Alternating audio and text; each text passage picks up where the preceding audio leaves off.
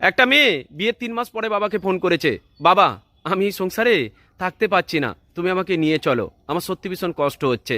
তখন বাবাটা উত্তর দিচ্ছে, আমি তোমার বিয়ে দিয়েছি, ওটাই তোমার সংসার, সারা জীবন ওখানেই থাকতে হবে, আমার এই সংসারে তোমার আর কিছু নেই, তোমাকে অনেকটা মানিয়ে নিতে হবে, তাহলে ওই সংসারে তুমি সুখ পাবে।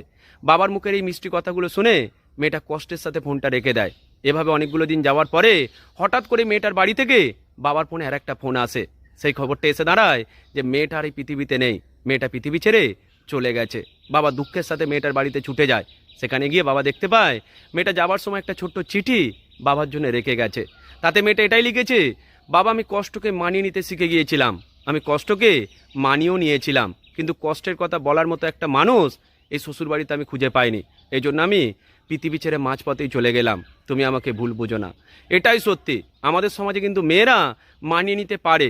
একটা মেয়ে যখন নতুন একটা সংসারে যায়, তার কষ্ট হলেও সে সেখানে থাকতে পারে, কিন্তু তার কষ্টের কথা বলার মতো মানুষ যদি সে না পায়, তাহলে সে সংসারে কিন্তু দীর্ঘ সময় থাকতে পারে না, তাকে পৃথিবী ছেড়ে চলে যেতে হয়।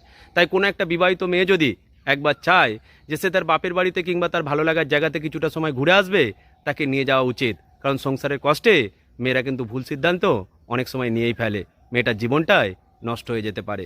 ভালো থাকবেন সকলে।